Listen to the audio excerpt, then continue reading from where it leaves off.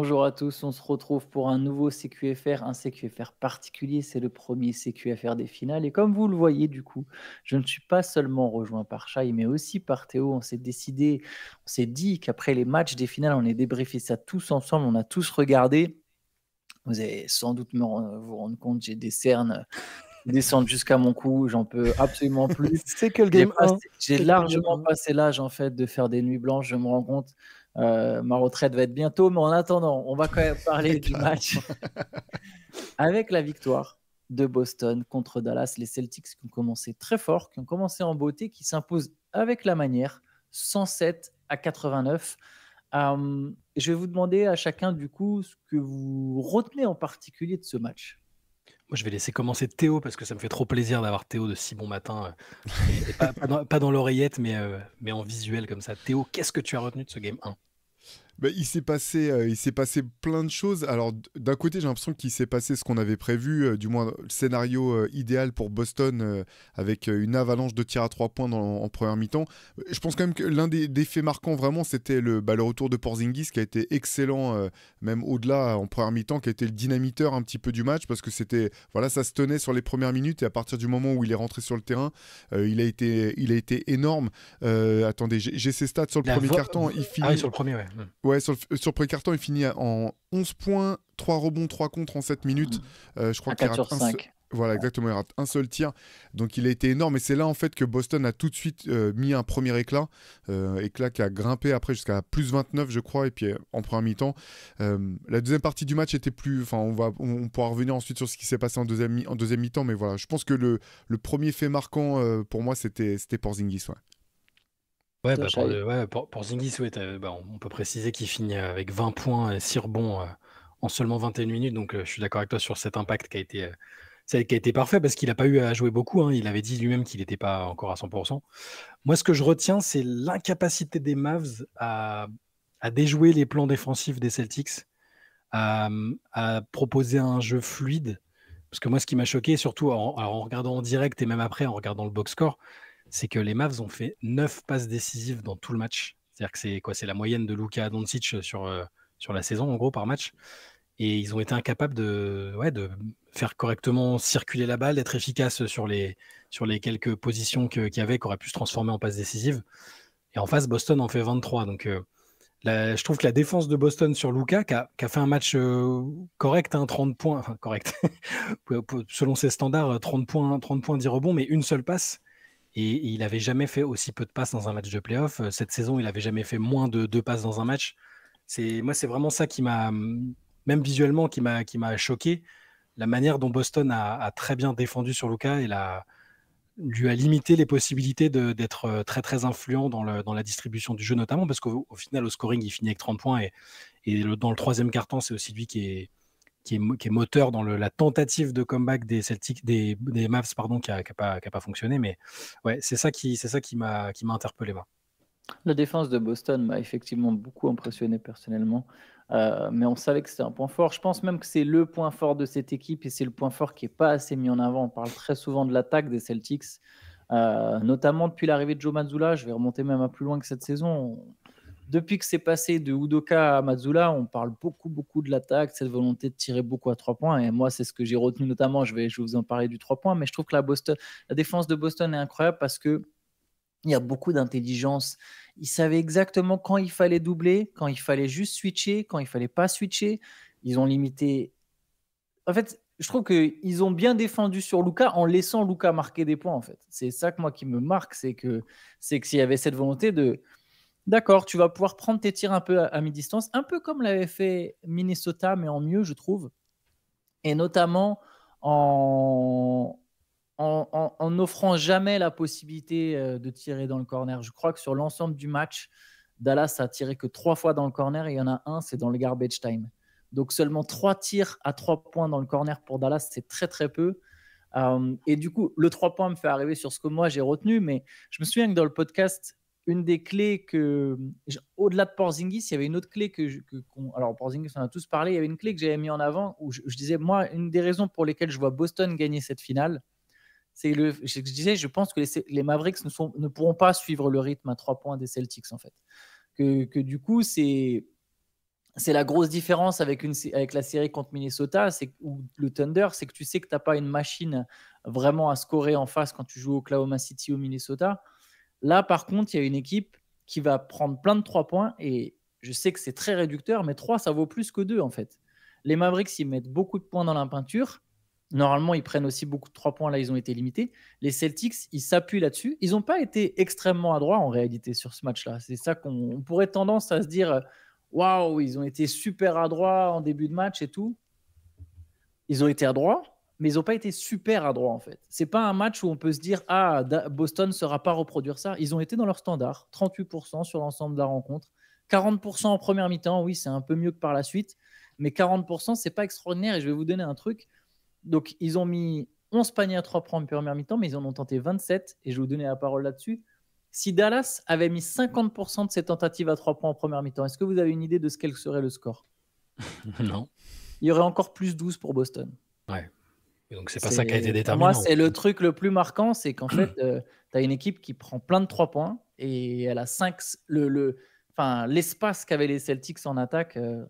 Le 5-out, les Mavericks n'ont jamais joué une équipe comme ça et ça s'est senti, leur défense n'a pas eu de impact. T'as raison, c'est ça qui est déterminant, c'est la défense, parce qu'en soi, Boston met que 107 points, c'est pas, dans la NBA de 2024 et dans ses playoffs, c'est pas un carton gigantesque, mais c'est surtout qu'ils les ont limités à 89 points et que tous les autres, à part Doncic, ont été réduits à néant. C'est peut-être un peu méchant, mais Kyrie, 12 points à 6 sur 19.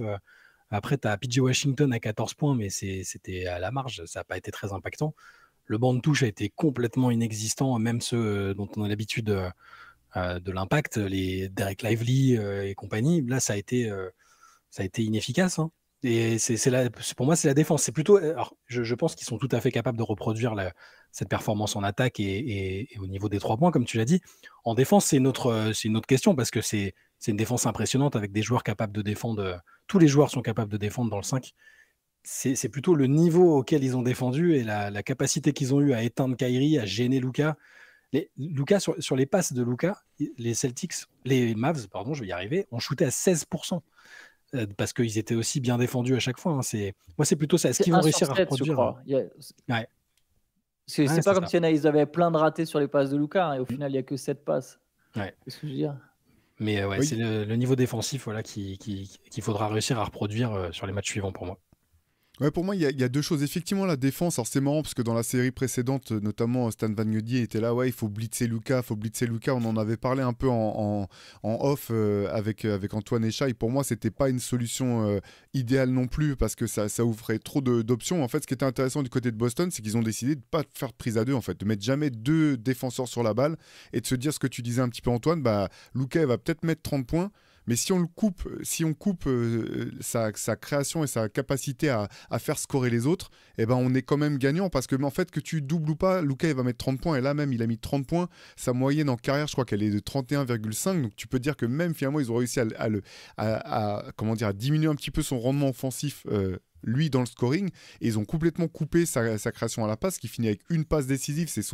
Il n'avait jamais fait ça de toute sa carrière, c'est son plus petit total de passes décisives. Et effectivement, tu parlais un petit peu de Kyrie. Shai, c'est un des éléments. Là, Dallas peut pas gagner en fait si Kyrie est pas meilleur en attaque, parce qu'en fait derrière, c'est effectivement ça peut pas être Luka simplement contre les Boston Celtics. Il faut un deuxième dynamiteur dans cette équipe. Moi, je suis assez confiant dans le fait que Kyrie répétera pas forcément une contre-performance comme ça. Ça, c'était sur les aspects défensifs de Boston qui était impressionnant. Après, je reviendrai après, mais je vous dirai quel était le meilleur joueur pour moi sur ce match-là et de loin.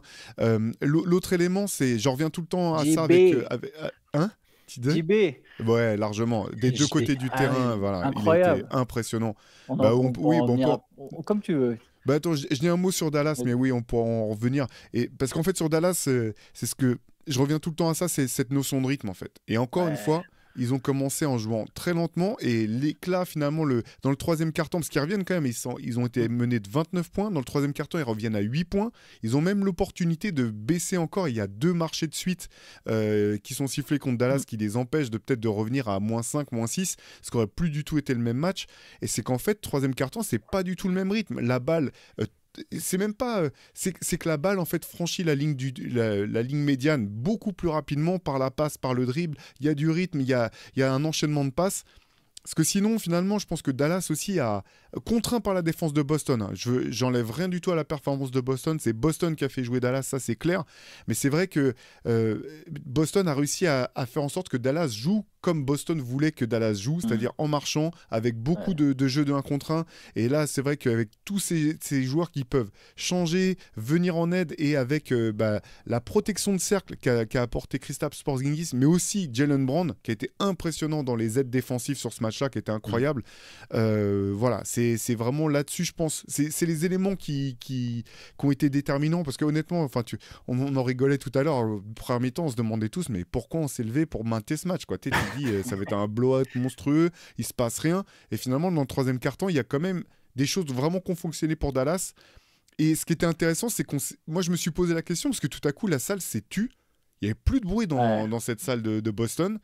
Et tu commençais à te dire, est-ce que c'est le moment qui va définir la série quasiment? Est-ce que c'est le moment où les Celtics risquent de cafouiller un petit peu leur basket avec la pression énorme qu'il y a autour d'eux, dont on n'a pas arrêté de parler?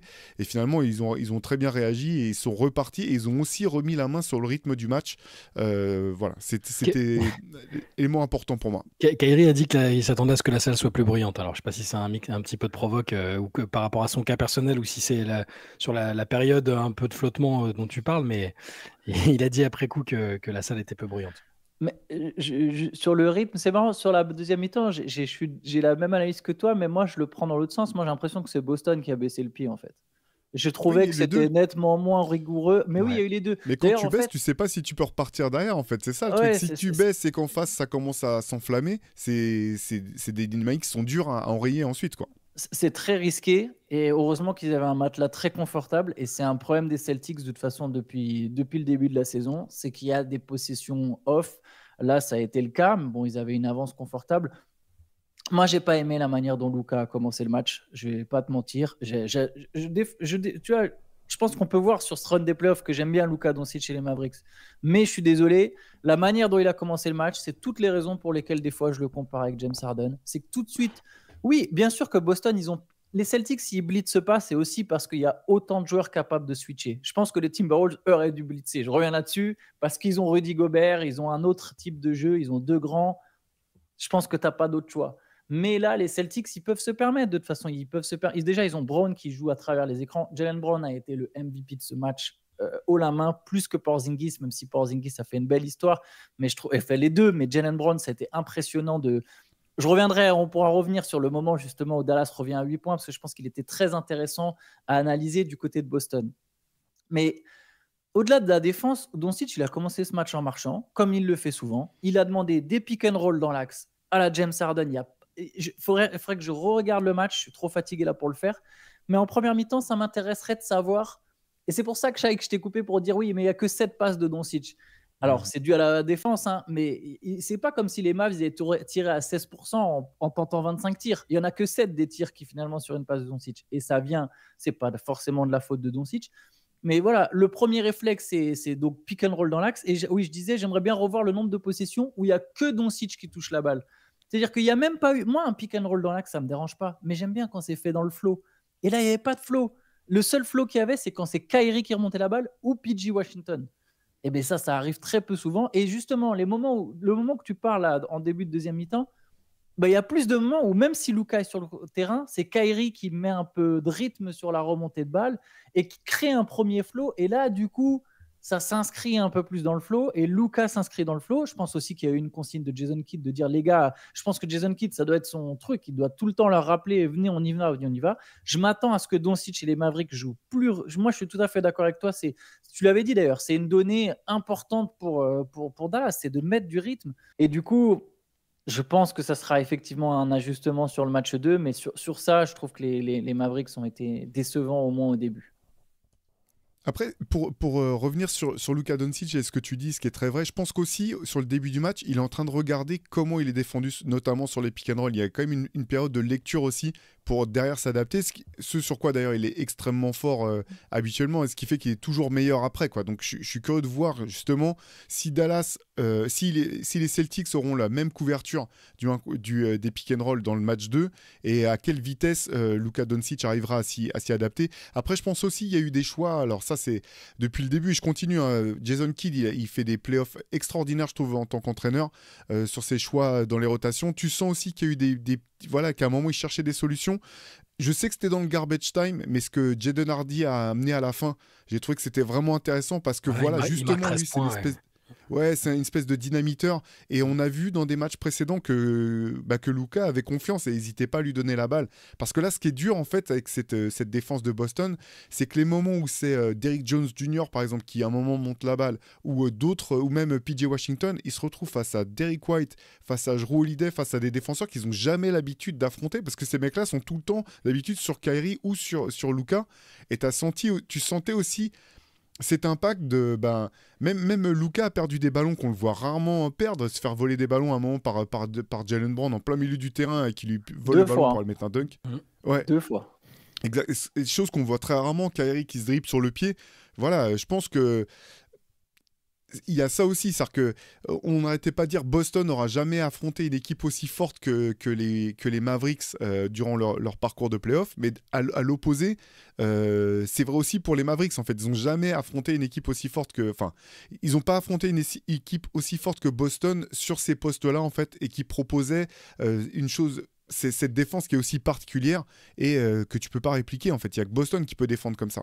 Ils n'ont jamais affronté une équipe aussi complète tout court, en fait. Après, on a mis des nuances logiques, de la nuance logique sur le parcours des Celtics et tout ça, mais sur le papier, sur ce qu'ils ont fait en saison régulière, sur les armes qu'ils ont à leur disposition. Oui, en fait, c'est le truc que je me suis dit en premier après le match, et quand j'ai fait le récap, là, je me suis dit, c'est vrai qu'on n'a pas arrêté de dire, ouais, il va falloir se mouiller la nuque après avoir pris les Pacers sans Haliburton, etc. Ils vont se manger les Mavs qui sont en pleine confiance. Mais l'inverse est important aussi. Et je voulais parce que je pense qu'on va parler de Jaylen Brown après, et c'est tout à fait logique, parce que je pense que c'est à la fois le MVP de ce match et globalement peut-être le meilleur joueur des Celtics sur ces playoffs. Je voulais juste parler de Jrue Holiday parce que je l'ai trouvé incroyable encore, et j'ai adoré à chaque fois ils ont matché son temps de jeu avec celui de Kyrie. À chaque fois, je trouve qu'il a vraiment fait un énorme travail dessus. Maxime avait écrit un article hier sur la solution que représentait peut-être Jrue Holiday par rapport à Luka Doncic, au moins sur certaines situations. Là, j'ai eu l'impression qu'il avait quand même plus une mission sur Kyrie et qu'il l'a beaucoup gêné dans ses déplacements. Il l'a vraiment lu très très bien à chaque fois, et ça a contribué au fait que Kyrie a fait un match assez décevant et parfois même surprenant dans la manière dont il parlait du moment où il s'est un peu dribblé sur le pied. Ça arrive même au meilleur, mais je l'ai trouvé gêné, dérangé et pas rayonnant comme il l'a été sur les matchs précédents. Et quand Luka est un peu trop seul et qu'il y a moins de solutions autour, que Kyrie n'apporte pas cette solution, c'est tout de suite plus compliqué. Et Jrue Holiday, même dans ce qu'il a fait offensivement, qui est c'est plus mince, c'est moins spectaculaire que ce qu'il a fait en défense, mais il a tout fait de façon très très juste. Et pour moi, c'est l'autre MVP de ce match. Il y a Porzingis évidemment qui a été très bon, Jaylen Brown, on va en parler maintenant, mais Jrue Holiday, il faut aussi lui donner ses lauriers. Ouais, et juste Kyrie, moi pour revenir sur Kyrie rapidement, en fait je l'ai pas trouvé serein, quoi. Je pense que malgré tous les discours d'avant finale, etc., et c'est tout à fait compréhensible, il y avait quand même une grosse pression, et voilà, tu sais, vous savez, c'est un joueur qui est tellement fluide, tellement facile, tellement agile, et en fait sur le début du match, tu sentais c'était, comment dire, même dans sa gestuelle, c'était plus raide, plus tendu, tu sentais que c'était... Il a forcé. Ouais, voilà. Voilà, c'était pas en confiance. Bon, après, c'est pas étonnant, c'est compréhensible. J'imagine que voilà, ça reste le joueur le plus expérimenté de cette équipe de Dallas, et de loin, donc, enfin, en NBA en tout cas. Donc, j'imagine que ça se reproduira pas forcément de manière aussi flagrante, mais puis après, tu as raison. La défense de Jrue a rien fait pour lui simplifier la vie. Et puis, ouais, carrément. Ça me fait une transition parfaite parce qu'Holiday, justement, il a changé un moment de défenseur. Il est passé sur Luka. C'est le moment où les Celtics, où Dallas est revenu à +8. Moi, ce moment-là m'a vraiment intrigué. C'est peut-être le moment qui m'a le plus intrigué du match. Je ne vais pas vous mentir. Parce que je me suis dit, je sais pas, donc il y a la salle qui s'est tue. Je ne sais pas si vous avez remarqué, le jeu des Celtics, il s'est vachement crispé à ce moment-là. Pendant quelques possessions, il y avait de nouveau ce qu'on a déjà décrit, c'est la balle, elle circule en périphérie, mais beaucoup plus lentement. Plus lentement dans le sens où elle reste à chaque fois 1 ou 2 secondes et tu sens qu'il y a une hésitation sur qu'est-ce qu'on fait. En première mi-temps, ils sont arrivés avec énormément d'intensité. On espace le terrain à fond, on est 5. Ça crée, franchement, tu regardais l'espace qu'avaient les mecs pour driver en première mi-temps, tu te dis, ah ouais, mais les Mavs, en fait, comment ils vont défendre, quoi. Alors, je trouve que les Mavs ont pas eu la même intensité. Je pense qu'ils doivent être un peu plus sales, un peu plus durs sur l'homme, honnêtement. Ils l'ont été d'ailleurs après. Ils l'ont été en deuxième mi-temps, exactement. Je me suis dit, tiens, ça sera un ajustement pour le game 2. En fait, ils l'ont fait en deuxième mi-temps. Il fallait gêner les drives. Parce qu'à chaque fois, il y avait tellement d'espace. Il y avait un drive, un mec qui vient aider, boum, une passe, un tir à 3 points. C'était que ça, boum, une passe. Et même s'ils ratent, ils s'en fichent. Les Celtics, ils continuent. C'est la loi du nombre. De toute façon, il va y avoir trop de 3 points. Là, parce le qu'en jeu, plus, ils ont dominé au rebond en plus en première mi-temps. C'était l'autre facteur. Ouais. Pardon, excuse-moi, mais du coup, c'était vraiment la double peine pour Dallas, parce que non seulement tu laisses des tirs à 3 points, et derrière, tu laisses le rebond à la main de Boston. Et ça, c'est vraiment l'une des données que Dallas ne peut pas se permettre de perdre la bataille du rebond dans cette série. Pardon, c'était juste... Non, mais tu as tout à fait raison. Il y avait des coups pareils, ça, ils l'ont corrigé en deuxième mi-temps. Ils ont mis plus d'intensité au rebond, les Mavericks. Mais du coup, là, le jeu s'est cristallisé un peu. Tu savais pas trop. Je me suis dit, là, c'est le moment qui peut les définir. Et honnêtement, je pense que ce moment, il n'est pas anodin. On verra à l'issue de la finale. Mais le fait qu'ils aient réussi à passer outre, et notamment grâce à Jaylen Brown, mais aussi Jason Tatum. Je sais que ça se voit moins dans les stats, mais je trouve que Tatum n'a pas fait un mauvais match. Et là, en gros, il y a eu qu'est-ce qui va prendre ses responsabilités. Jaylen Brown, il s'est remis à agresser le cercle. Ça a ouvert. C'est pas forcément lui qui a marqué, parce qu'ils ont mis 4 paniers à 3 points. En fait, ils ont mis un 14-0. Et je crois qu'il y a 3 ou 4 paniers à 3 points dans le lot. Mais avec du drive, on se remet à driver. Qui est celui qui va prendre ses responsabilités, qui va prendre la balle et qui va attaquer? Et c'était Jaylen Brown, qui en plus a défendu. Si tu regardes juste ses stats, il est à 22 points, 6 rebonds, 3 interceptions, 3 contres. Ok, tu comprends qu'il a fait un bon match, tu vois. Mais ça, si tu lis juste le box score le matin, tu te dis pas. Franchement, Jaylen Brown, il s'est comporté en patron. On s'est souvent posé cette question. C'est marrant de savoir, mais qui est le franchise player? Il a vraiment dit, et tu sens qu'il a pris le truc, quoi. J'ai la balle, moi, ils ne savent pas me stopper, et je vais attaquer. Et pas pour lui, tu vois. Juste, il a attaqué, il a ressorti des ballons. Il y a eu de nouveau des bons 3 points qui sont rentrés. Ça a mis Boston en confiance. Ils ont aussi le niveau défensif. Et le 8 points, au final, ça a été un passage. Tu l'as dit, Théo, il y a effectivement eu les 2 marchés. Mais finalement, très vite, il y a eu un 14-0 qui est passé et tu repasses avec 20 points d'avance. Et là, c'était plié, par contre. C'était rideau. Et en plus, Brown s'est offert le dunk du match quand même, en première mi-temps. Début de deuxième carton, là. Bon, tu claques ça en finale NBA. C'est quoi? C'est Gafford qui est sur le poster, je pense. Mais je crois, gros drive, énorme dunk, qui, je pense, l'a aussi mis en confiance après pour la suite du match. Ouais, parce qu'au-delà du simple drive, en fait, moi, mais c'est ce que j'ai toujours aimé en fait avec Jaylen Brown, c'est l'impact de son drive en fait. Alors je sais que par le passé, c'était même pointé du doigt comme étant une de ses faiblesses en fait. On lui reprochait d'attaquer bille en tête, de foncer dans le tas. Mais moi, j'ai toujours aimé ce côté puncher en fait. C'est comme ça que je le définirais le plus. C'est un puncher et en fait, l'impact de ses drives en deuxième mi-temps, Antoine, tu as totalement raison. D'autant que c'est le moment effectivement où Dallas a haussé le ton. Il suffit de voir la défense de Dereck Lively qui prend 5 fautes. Il en prend 3 assez rapidement sur Porzingis, mais au bout du compte, ça a marché sur Porzingis. Il n'a pas du tout eu le même rayonnement offensif qu'en première mi-temps. Il lui a mis des taquets, il était vraiment collé. Vraiment, tu as senti que c'était Dallas qui a voulu hausser le niveau de dureté. Et du coup, Jaylen Brown, ça a été... Alors, je ne dis pas que c'est le seul, mais c'était le premier à répondre dans ce registre-là. Et il y a 2 moments où il pénètre dans la raquette, mais vraiment il fonce. En gros, il se jette quasiment dans Dereck Lively. Il provoque des fautes à nouveau. Il y a soit des lancers francs, soit je sais plus. Il y a une action aussi où il arrive à ressortir justement sur Jason Tatum sur un tir à 3 points en tête dans l'axe dont tu parlais, Antoine, qui est hyper important ce tir. Et ouais, ça a été le chef de meute. Par contre, je suis d'accord sur ce que tu dis. Moi, je trouve que Jason Tatum, alors je dis pas que c'est un match qui est dans son...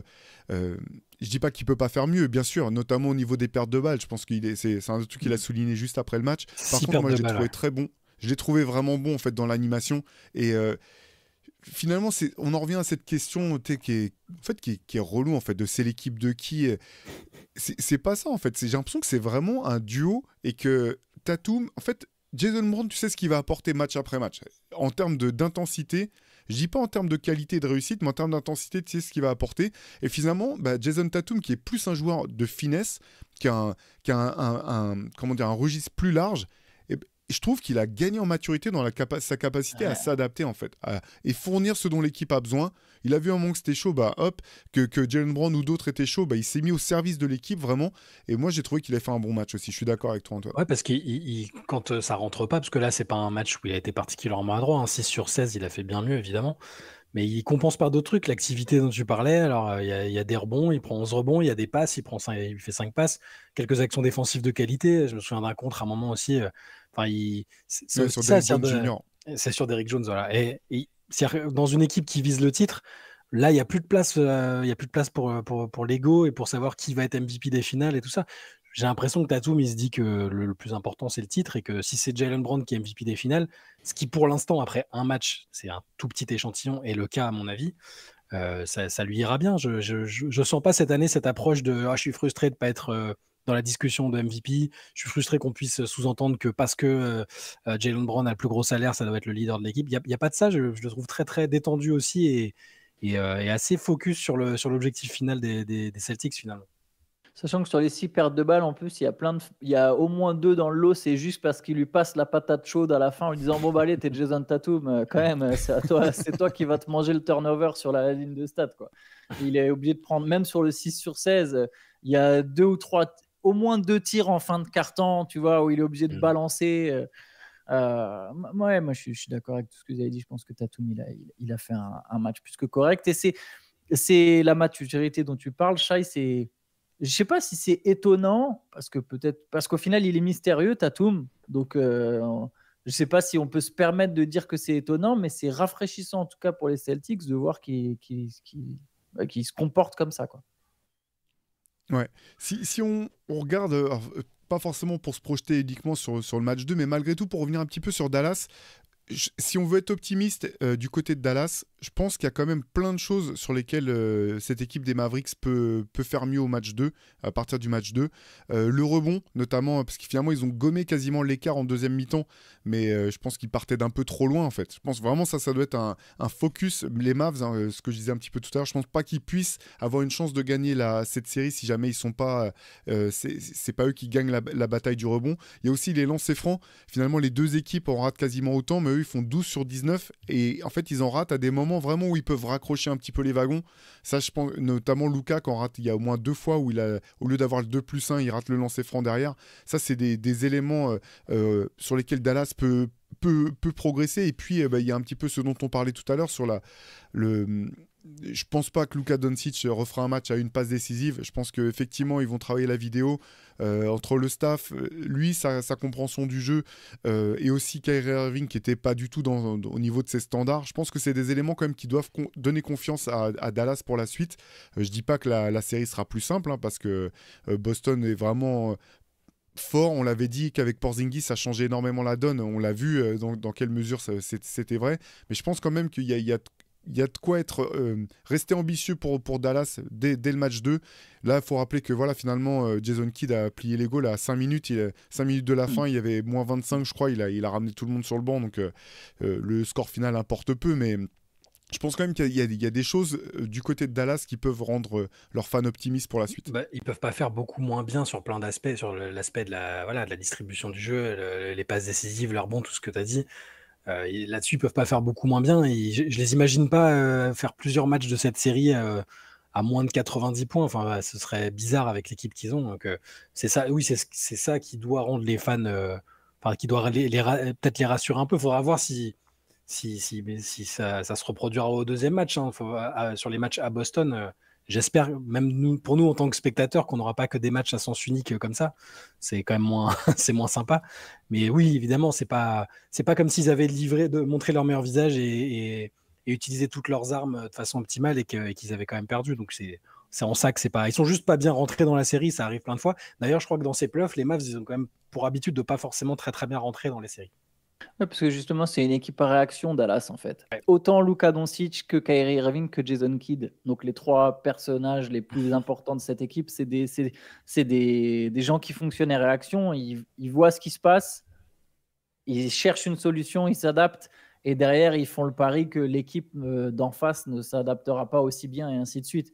Donc, quelque part, que Dallas perde le premier match à l'extérieur, on a sans doute été un peu choqué de la manière. En fait, je ne pense pas qu'on a été choqué, je pense qu'on a été marqué par le fait que les Celtics ont répondu présent vraiment dans le sérieux et dans l'intensité. Et du coup, on a été un peu choqué peut-être qu'à un moment d'un coup, il y ait 17 points d'écart et que ça donne l'impression, puis 29, et que ça donne l'impression qu'il n'y ait pas de solution. Dallas a presque mis autant de points en première mi-temps que Boston juste sur le premier quart-temps. C'est ça, je pense, qui marque vraiment sur ce match 1, qui est en mode, qui donne l'impression, Boston... waouh, c'est super solide, c'est parce que les Celtics ont réussi à montrer un visage super solide et c'était pas garanti en fait.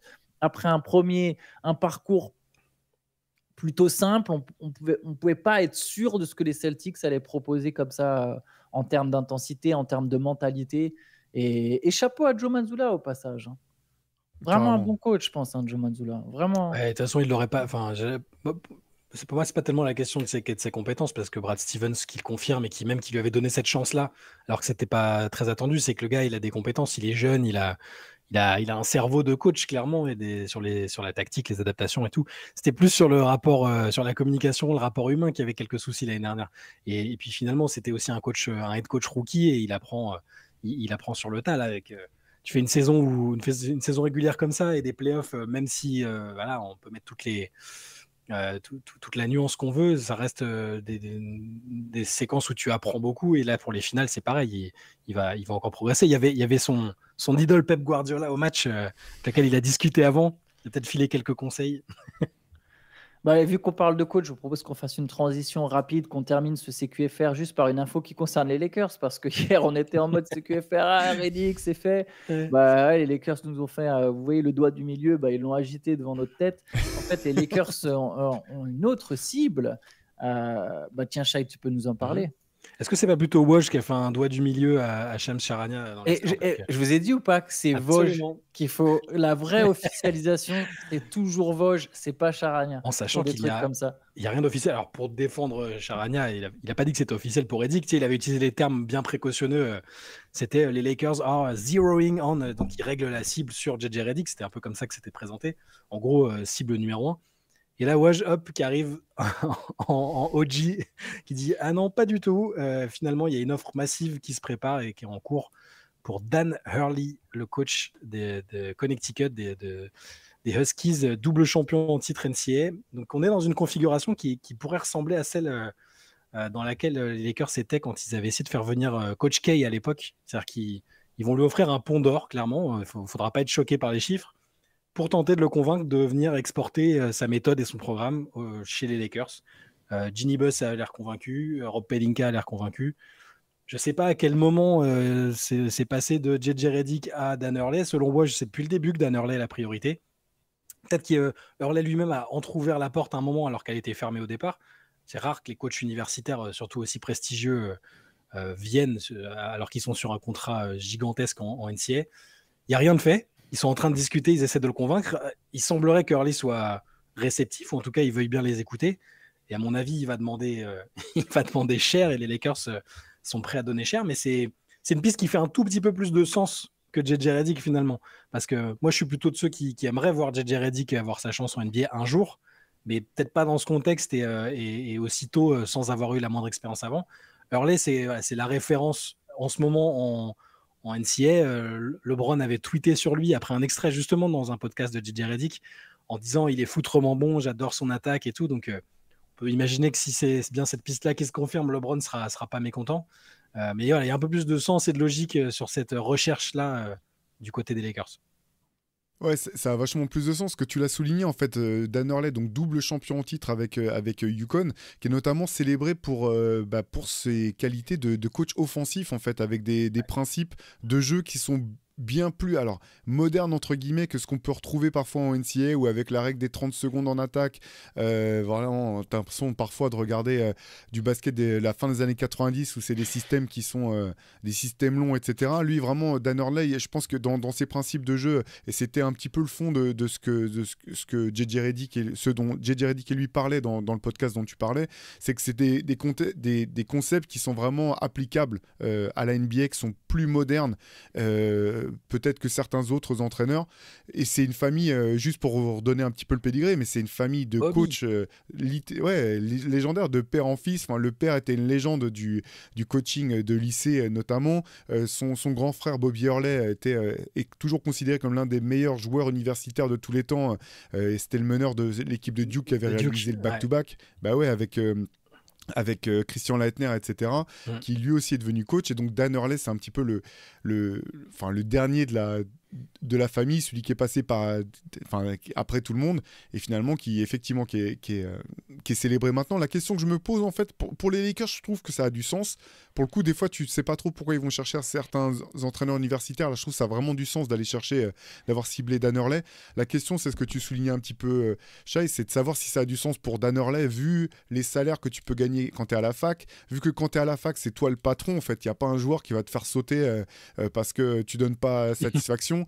Quand on voit, effectivement, tu rappelais Coach K, et derrière, il avait re-signé avec Duke une extension de contrat encore plus massive. Je crois que c'est là qu'il lui avait offert son contrat à vie, en gros.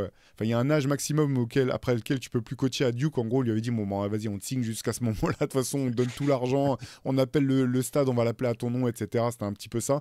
Donc, je me demande dans quelle mesure Dan Hurley, il a vraiment quelque chose à gagner à aller aux Lakers, ou si c'est pas un moyen aussi de faire monter un peu la pression du côté du Con.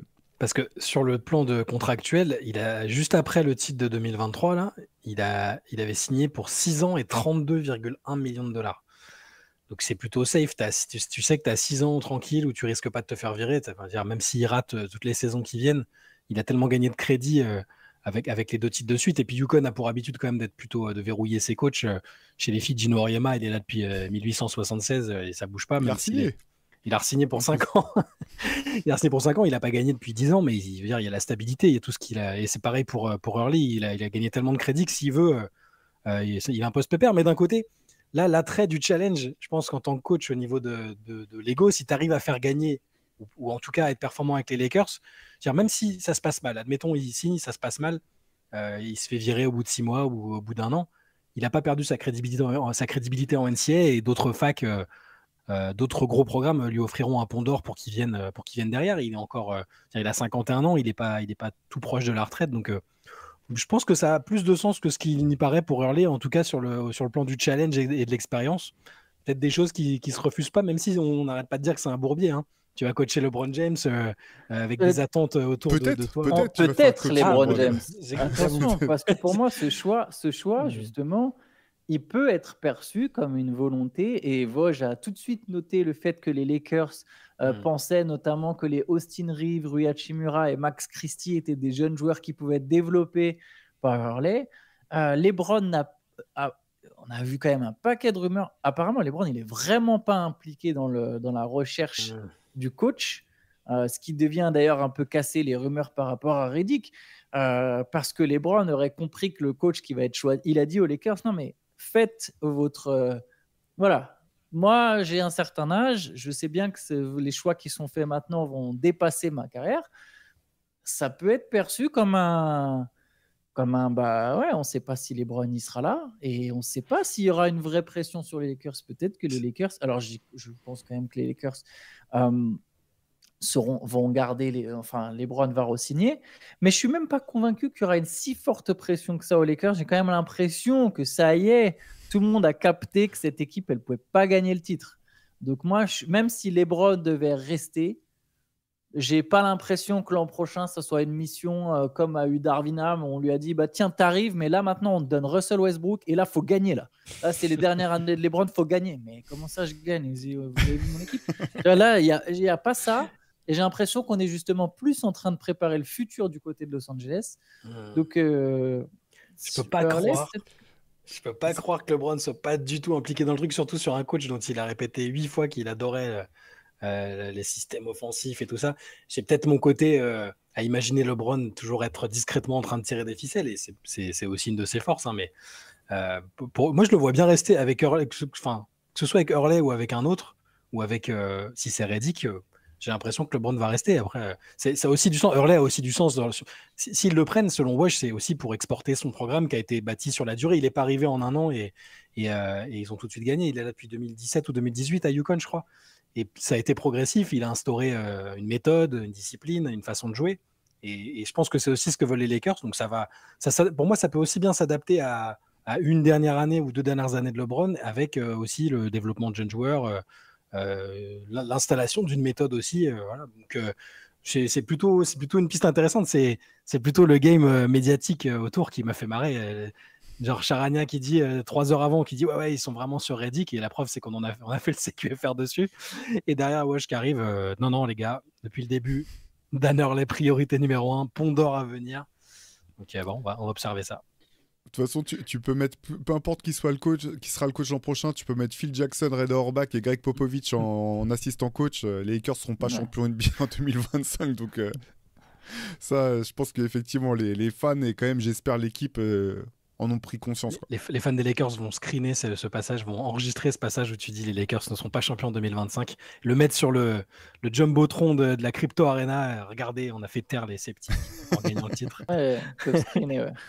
Oui, ils peuvent enregistrer. Ils peuvent faire, il n'y a pas de problème. Bon, allez, les gars, on va se laisser là-dessus. On a fait plus long, évidemment, que d'habitude, ça sera le cas. Après les matchs des finales, on reviendra quand même. C'est le but d'analyser sur ces rencontres-là. On se retrouve, on est quel jour? On est vendredi, monsieur. On est quel jour? Je vous jure, là, tu sais, jeudi, je n'ai pas vraiment dormi entre jeudi et vendredi. Là. Je ne t'ai pas vu encore passer la nuit du jeudi au vendredi. On se retrouve demain pour le 6e CQFR de la semaine. Et le prochain CQFR à 3 concernant les matchs des finales, ça sera du coup lundi, parce que le Game 2 est prévu dans la nuit de dimanche à lundi à 2h du matin, heure française, pour les vaillants qui sont prêts à regarder ça en direct. Sur ce, bonne journée à tous et on se retrouve demain. Ciao, ciao. Salut à tous.